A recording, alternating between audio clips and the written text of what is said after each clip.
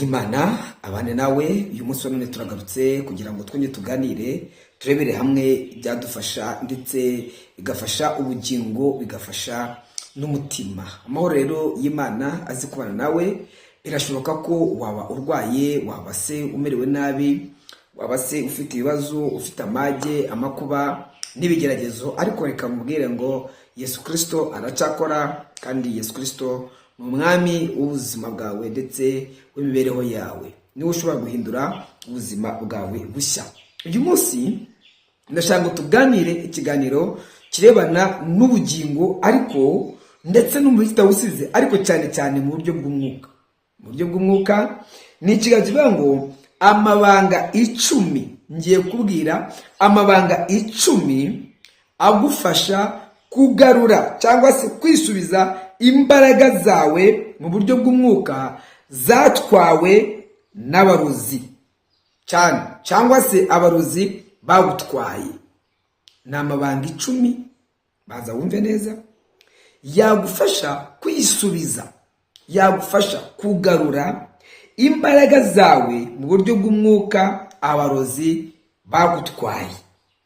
Ibi rero nibyo tugiye kuganiraho ahangaha cyane bavandimwe. Hari igihe usa n'uwabuze ibintu wowe ubwawe, ugasa n'uwabuze ibintu cyangwa se ugasa n'uwabuze imbaraga, ukabyumva ariko rimwe na rimwe ukibaza ahantu izo mbaraga zaba zaburiye bikakuyobera cyane. Bijya bikubaho cyane, ibintu bigatangira kugukomerera, inzozi zawe zikagenda, ibyo wakoraga bikanga, ukanyagwa ubuzima bwawe ndetse ugasa nk'umuntu udafite icyo ufite. Ibyo kandi kwa kundi kumwe ubura amahoro, ukajya kuryama bikanga, ukabura ibitotsi, rimwe na rimwe mu buzima bwawe ukumva ari ikintu wabuze. Ibi bijya bibaho rwose cyane cyane kabisa. Ahangaha rero iyo bimaze kubaho, nibyo ugiye gukora byose bikanga. Mu gitondo akazi kakanga, ibintu bikanga, urugo rukanga, umufiyansa akaza bikanga, ukajya kurambagizwa bikanga. Aha menya ko bagutwaye imbaraga zawe, barazijyanye. Abarozi barazitwara mu buryo bw'umwuka, barazijyana. Wari uzi ko n'amagambo bayahuhera? Mu magambo uzi ko bahuheramo? Ubutahanza bakora ikiganiro abantu bahuhereye mu magambo, nzabereka ibimenyetso bigera nko muri 6 bikwereka ko baguhuhereye mu magambo cyangwa se bakuyabura. Bakuyabura, abantu barakuyabura rimwe na rimwe wowe nubimenye. Ibi rero tumaze kutangiye kubikora, abantu batangiye kugenda babohoka. Ariko reka nkubwire ukuri kuriho n'ukuye, nuko hari intambara zo mu mwuka abantu barwana nazo ariko nibabimenye cyane. Benshi batabona wibwa ko izi mbaraga kurwana nazo si umuntu uza ngo arwane imbona nkubone, si umuntu uza ngo gukubita ikofi, si umuntu uza ngo murwane. Oya, ahubwo icyambere bafashe imbaraga zawe barazitwara. Bafashe imbaraga zawe barazijyana cyane. Bafata imbaraga zawe bazijyana mu mbaraga z'umwijima, bazijyanye mu barozi, bazitwara mu bapfumu, bazitwara ahantu hose hagiye hatandukanye. Ibi rero ushobora kwibaza ngo babigutwaye gute?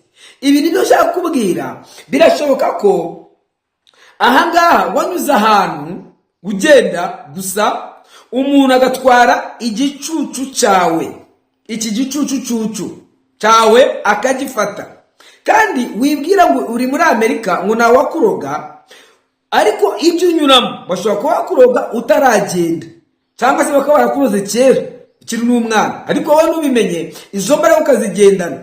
Birashoboka ko nta muntu tubana se wandoze baba we, ushaka kuvuga iki? Birashoboka ko bagutwaye imyenda yawe, wowe nubimenye.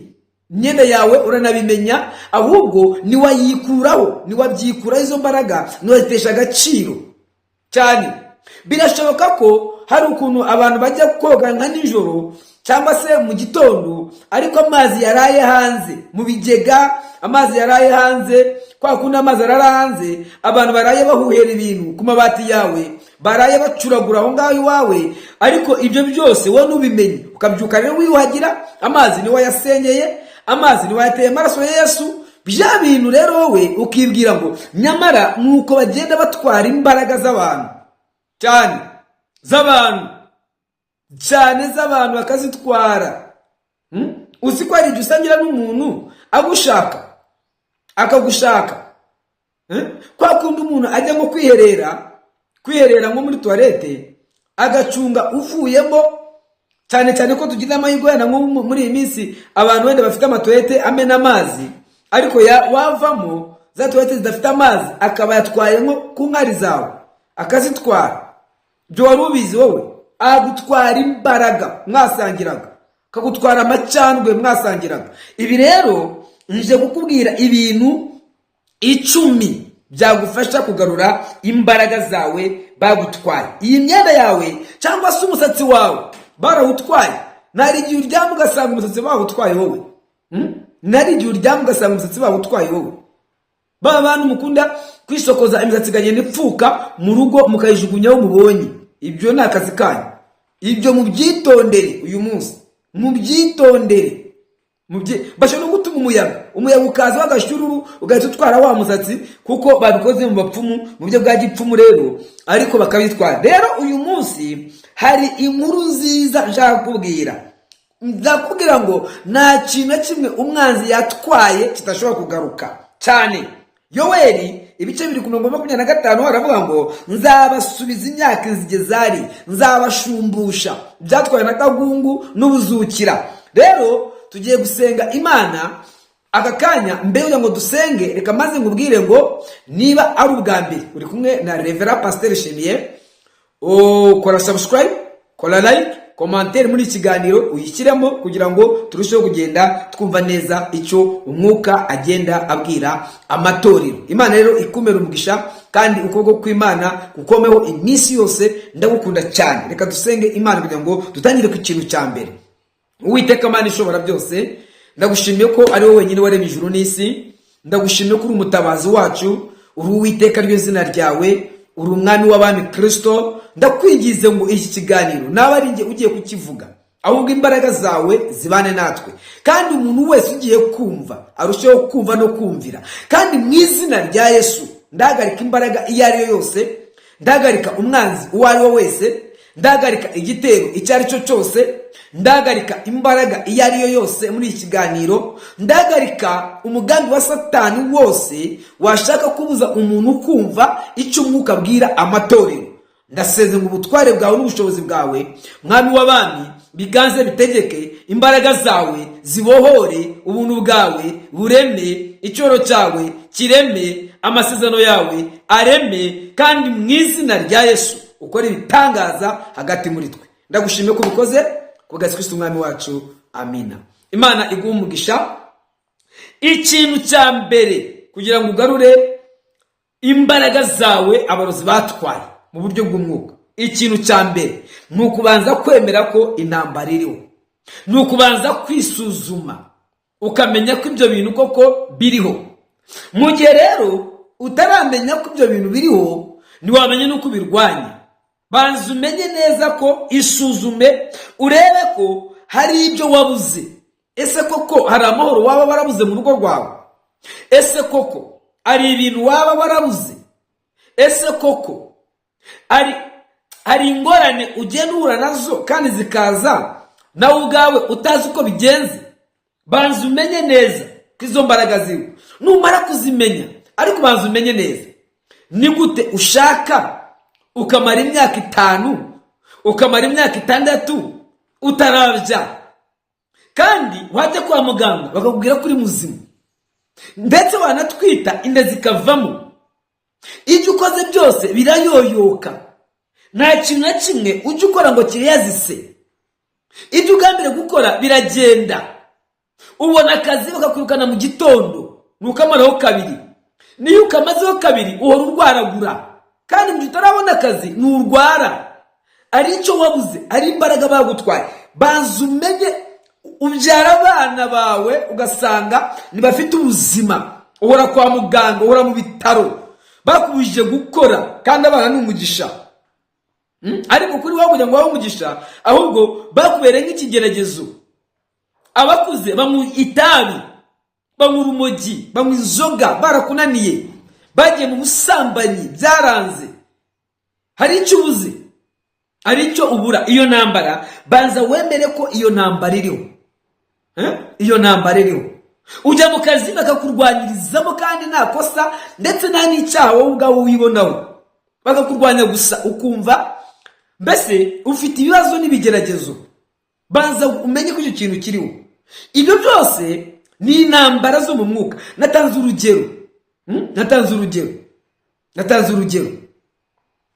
urugero kugira ngo wowe ubwawe ubanze wibone, uhora urwaragura, umutwe udakira, ntusinzira, ntabwo usinzira, wabuze amahoro, ari ikintu ubura, ari intambara urimo kurwana. Iyo rero ni intambara, ariko umenye neza ko hari imbaraga ikurwanya, ari imbaraga batwaye. Iyo mbaraga rero bashobora kwitwara muri bya bintu byinshi twabonye.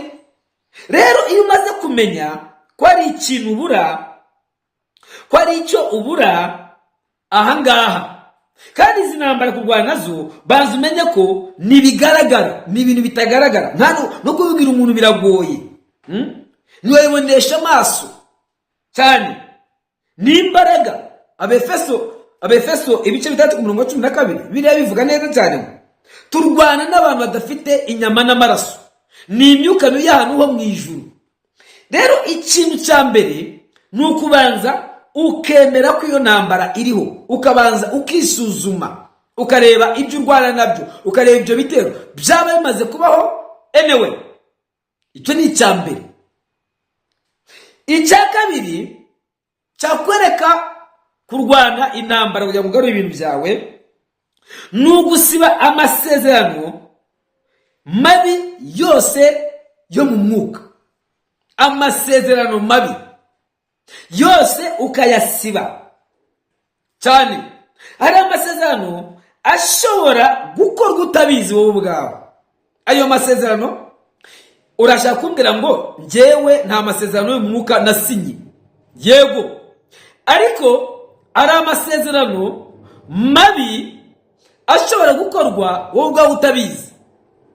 Amasezerano ashobora gukorwa n'imiryango. Ubu ngubu dufite abantu, cyangwa se nk'umuntu, nushaka kuba uri i Kigali, nushaka kuba uri Amerika, nushaka kuba muri Iburayi, nushaka ube muri Aziya, nushaka kuba mu mugabane wa hehe iyo ngiyo hirya no hino, cyangwa se uri muri Kigali, cyangwa se uri Uganda, cyangwa se muri Afrika, wenda iwanyu muvuka hehe, wenda muvuka wenda nk'ibyumba, reka mvuge gutyo, wenda za Rushaki, ngiye niho mvuka, reka naza kugira ngo nkomeretse. Wajya kugira ugasanga nk'iwanyu bakora imihango ya gipfumu, ugasanga bagutwaye mu bapfumu, bagiye kuraguriza izina ryawe. Ni ukuvuga ngo aya masezerano ntabwo ari ayawe.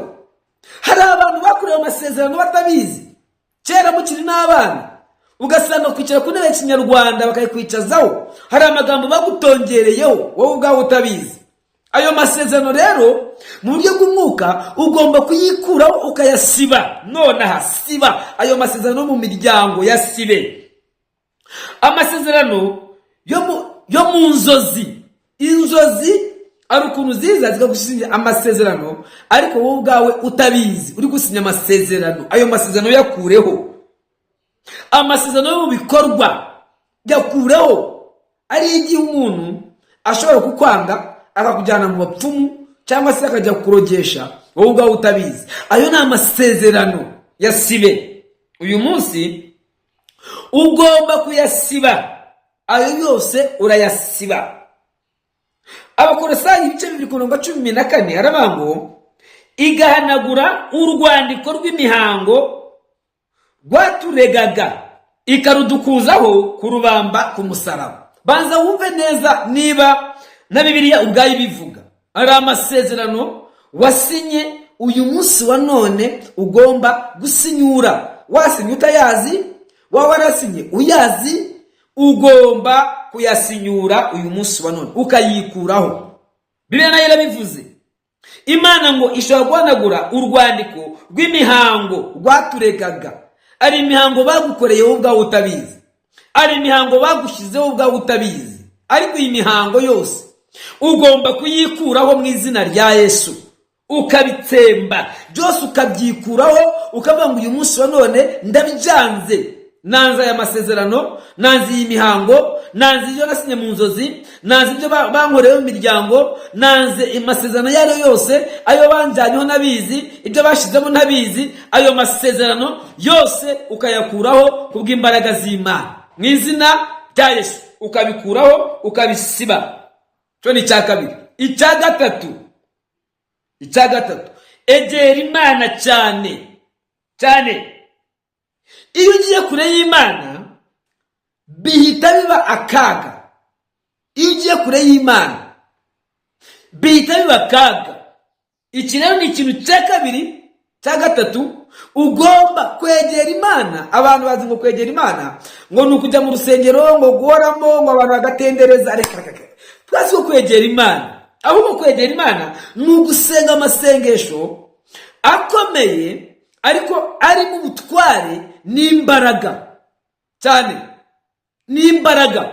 Umutima wawe ukegerana n'Imana neza, umutima wawe ukegerana n'Imana mu butware, umutima wawe ukegerana n'Imana mu bushobozi bw'Imana cyane. Rero ugiye kure y'Imana ho gato, ubuhaye inzira ndetse ububahaye umuryango wo kwinjiriramo. Yakobo 4:8 aravuga ngo mwegere Imana nayo izabegera, murwanye Satani nawe azabahunga. Aha ngaha rero hakwiye kubaho intwaro yitwa kwegera Imana cyane. Icyo ni ikintu cya gatatu ugomba gukora. Icya kane, tanga ubuhamya bw'ubuzima bwawe. Reka babwire iki kintu, hari abantu batazi impamvu y'ubuhamya. Hari ibintu umwanzi agufatisha kuko ubihisha. Iyo uhisha ibintu, buriya Dawidi kugira ngo aneshe Goliyati, nta kindi Dawidi yakoze. Dawidi yavuze ubuhamya, ababwira ukuntu yari mu ishyamba, ababwira ukuntu yanesheje, ababwira ukuntu yarwanye n'idubu, atangira kuvuga ubuhamya ngo imbaraga z'Imana zongera kumumanukira. Tanga ubuhamya bwawe, vuga iby'Imana yakoze, vuga imirimo y'Imana. Nuvuga ibyo byose Satani arataguhunga. Vuga ibyo wanyuzemo. Icyo gihe bivuga uba urimo gusenya imbaraga zabo. Niba waraterekereye, niba wararaguje, niba warasambanye, vuga ngo jyewe nabaye mu busambanyi, ariko uyu munsi wa none ndabwanze. Ubuhamya bwawe butanga. Burya kenshi bivuga uba uri kugenda usenya imbaraga z'abadayimoni cyane. Iyo bitangaje, imbaraga ze zose ziraguhunga. Iyo utangaje bya bintu, burya no kuvuga ngo uba urimo kubisenya, uba urimo kugenda usenya za mbaraga, uba urimo kugenda unyeganyeza ubwami bw'abadayimoni cyane. Aha ngaha rero Yohana 8:32 avuga ngo ukuri kuzatubatura. Ukuri niko kuzatubatura. Hano rero bigusaba ngo uvuge ukuri, uhishure ibikorwa byose by'imbaraga za Satani ndetse n'iby'imbaraga z'abadayimoni. Aha ngaha rero izi mbaraga zose ugomba kuzisenyera kugira ngo ubwami bw'Imana buze kubana nawe. Icyo wamaze kucyumva neza cyane. Tanga ubuhamya bw'ubuzima bwawe, senya izo mbaraga. Iyo utanga ubuhamya uba uri gusenya, uba urimo kugenda utwika, uba urimo kugenda umenagura, uba urimo kugenda usenya, ukuraho. Wari uzi ko hari ibintu bikorwa n'imiryango cyane, bikorwa n'imiryango wowe utabizi, wowe bigusaba amasengesho yo kurwana. Hanyuma icya gatanu, kwa isengesho ry'imbaraga. Icya gatanu ni ugukora isengesho ry'imbaraga. Isengesho ntabwo ari amagambo gusa, hari abantu umwami Yesu ngira neza nakubonye wambo rakakake cyo naga ari isengesho ahubwo isengesho ni intwaro abasirikare iyo bari mu rugamba iyo wowe na adui nukuvuga ngo kugira ngo umutsinde biri gusaba ibintu byinshi harimo tekinike z'urugamba harimo kumenya intwaro akoresha izarizo ukazana izirutize warangiza kandi ukamenya umubare w'abasirikare afite wowe ubwawe ukazana abarutabe nibwo ushobora kumutsimbura bitari byo yakwica aduye akakurangiza ahangaha rero isengesho ntabwo ari amagambo ni intwaro fata intwaro hari isengesho ryo gusaba nibyo abantu benshi naryo bakora ariko hari isengesho ry'intambara ahangaha rero ukoresha isengesho ry'intambara ndabyibuka ari umwana w'umukobwa yari yararwaye arwara gusinzira aya magambo ninyavuga baraza kubumvaho abamamagaye tukajya kumusengera arwara gusinzira yararwaye amara 3 jours asinziriye ahumeka ariko atavuga atanakanguka utamunosha ngo yumve utavuga ngo yumve bamujyana kwa muganga biranga kwa muganga barazeruka mu hospitali ndetse bageze n'Indera biranga bapima musikane bagasanga umwana muzima arahumeka neza ariko cyamusinzirije bakakibura burya rero kwa muganga hari ikintu bakora kugusinziriza bagusinziriza pe cyane banagusinzirije bagusinziriza ariko kuza wasinziriye ngo bagukangure ibyo ntabwo wabishobora ibyo ndari kubwiye rwose wapi kugusinziriza bagusinziriza bagutera ikinya bagwa fenerga ugasinzira ariko kugira ngo bagukangure waje usinziriye reka mubwire iyo ntabwo ari koma yari arimo wapi ntabwo yari muri koma kuko nta bundi burwayi yari afite byabaye ngombwa ko bamusubiza mu rugo baramamagara njyayo nsanga arasinziriye mvuze amadebe mvuze ibintu byose reka daha ndakomanga wapi turamunosha turamuruma turamujomba inshinge wapi yanga ukanguka niyumvaga ndatangira ndasenga amasengesho y'intambara nakoze amasengesho y'intambara kugira ngo tumuvane ahantu yarari mujye ni gusenga Imana imishurira ko se wabo ari we bamuroza ibyo bintu ndetse ko yari umukobwa iyo yabaga yagiye gutyo muri iyo minsi ise wabo yabaga ari kumusambanya muri iyo minsi 3 ndangije ndabibabwira ariko mbere kubabwira ndi gusenga abarakangutse mu gukanguka mpita mbabwira ibyo nabonye umukobwa arabitwemerera aratubwira ngo iyo yajyaga gufatwa ngo se wabo yarazaga akamubundarara hejuru agahita agenda uko nguko akagenda uko izo rero ni imbaraga iyo mbaraga kugira ngo ikuveho bigusaba amasengesho y'intambara hari abantu bafite ibyo bibazo bimeze gutyo ukarara usamba n'abantu utazi ukarara mu bibazo bikomeye ukarara wirukanga bakarara bakunigagura nyamara ukeneye isengesho ry'intambara ndaje mbabwira ahangaha ko bigenda cyane Imana igumugisha icya gatandatu cyane ikureho ibyakugiraho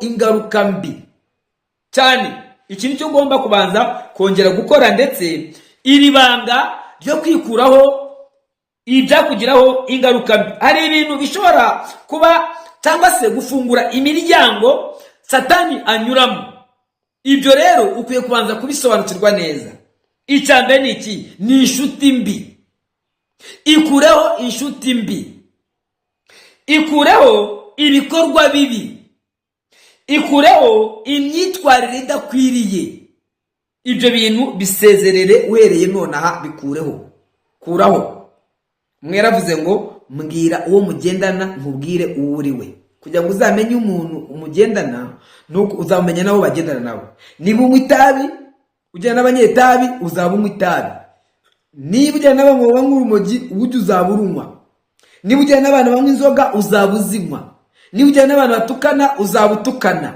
niba ujyana n'ibisambo uzaba uri igisambo ikureho inshuti mbi, ikureho ibikorwa bibi, imyitwarire idahwitse ikureho, kuko uyu ni umuryango uba uhaye Satani, uba uhaye uyu mwanzi kugira ngo agutware imbaraga zawe zo mu buryo bw'umwuka. Cyane Abakorinto ba mbere ibice 15 ku murongo wa 33 turabango inshuti mbi zangiza ingeso nziza. Cyane inshuti mbi na Bibiliya bivuga zangiza ingeso nziza. Rero icyiza, haguruka muri ibyo byangiza ubuzima bwawe, bivemo, sezerera, bihunge, hunga, rekurana nabyo, kuko nubitindamo imbaraga izagufata.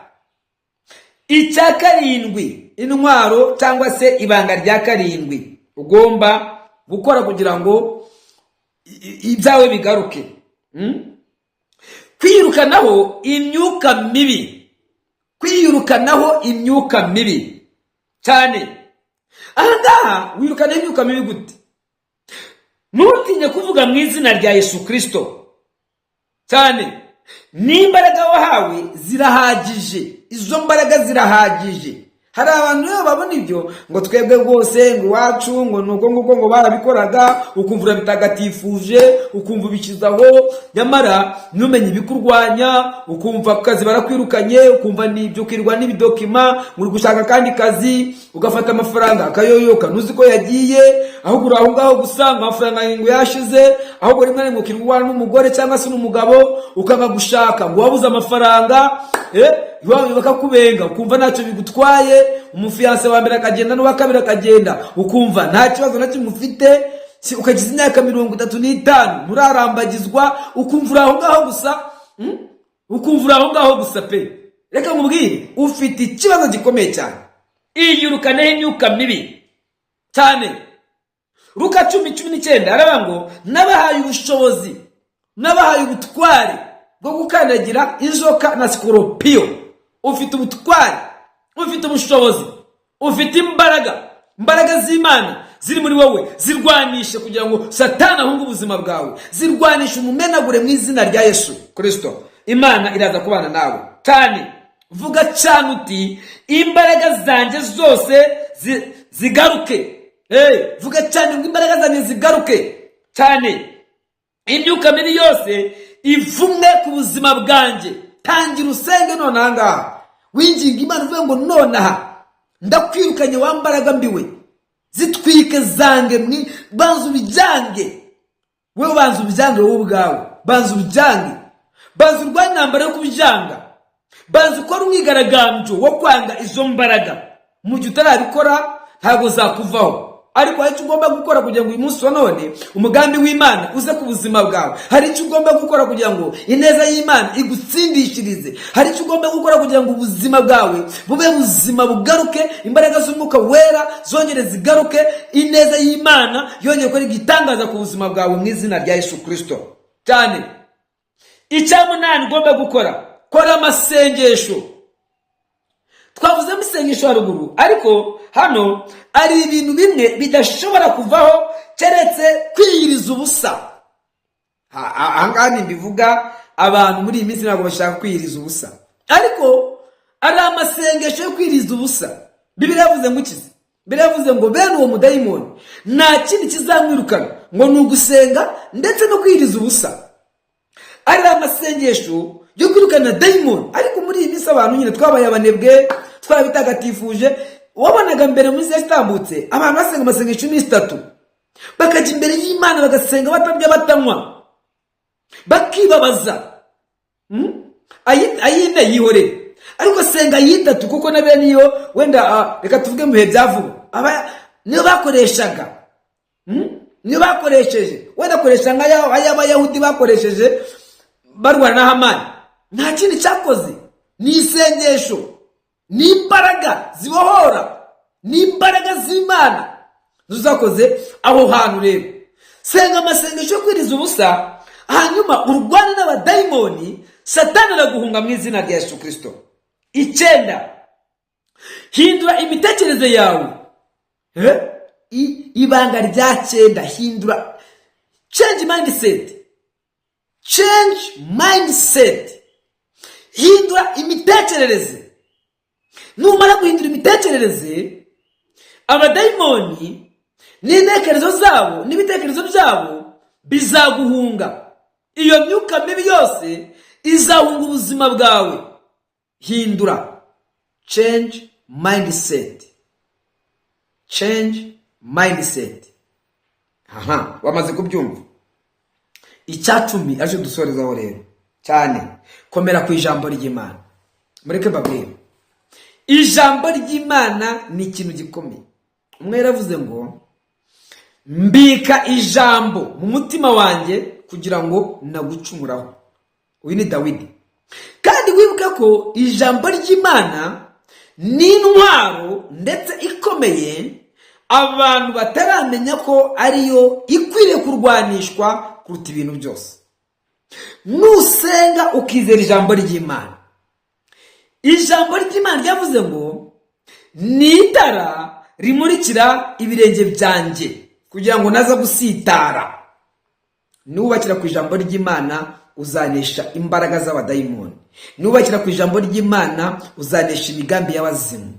Nubakira ku ijambo ry'Imana uzanesha imigambi y'abakonikoni. Nubakira ku ijambo ry'Imana uzanesha ibitero byose ndetse n'imigambi ya Satani. Amahoro y'Imana aze kubana nawe. Ndashoje, reka mubwire ngo birashoboka ko bashaka ko tugufasha gusenga, kuko angahari n'igihe bangombwa tuba amasengesho y'intambara utabyikuraho.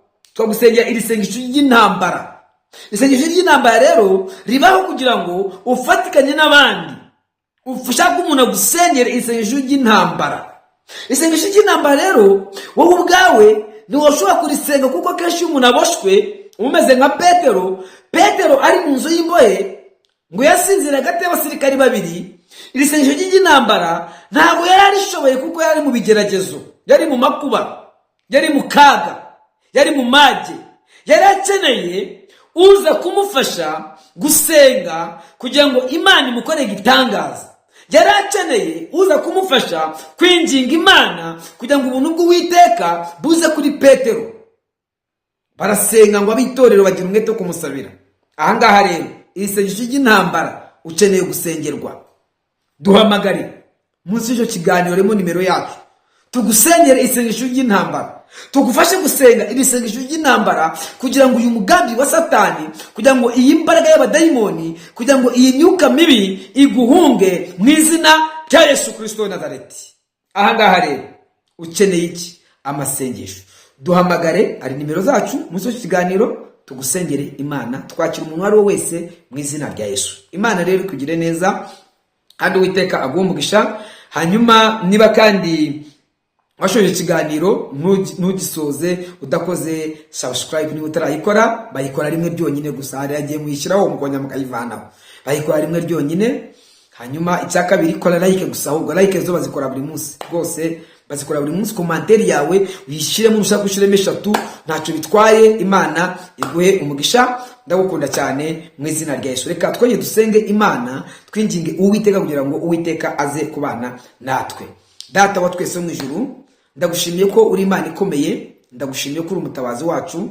Bana n'umwana wawe wamaze kumva iki kiganiro, mugirire neza, murwanirire, mwiteho cyane, murengere. Uri umwami, uri umutabazi, uri umutunzi w'imbabazi, Data wa twese mwiza, uri Karuhura, uri Jehova Rafa, uri Jehova Nisi, uri Uwiteka, uri Jehova Shama. Niryo zina ryawe, mu izina rya Yesu Kristo. Izina ryawe niryubahwe, izina ryawe ni umunara muremure, izina ryawe urakiza, izina ryawe urabohora, izina ryawe urarema, izina ryawe urategeka, izina ryawe ni uburinzi, izina ryawe ni umugambi munini. Mu izina rya Yesu komeza rero kwiyubahisha no kwigaragaza, kandi ubutwari bwawe n'imbaraga zawe no gukomera kwawe no gucyanuka kwawe biganze bitegeke, kuko uri Imana ishobora byose. Byose bisabye mbyizeye mu izina rya Data wa twese, n'iry'Umwana, n'iry'Umwuka wera. Amina.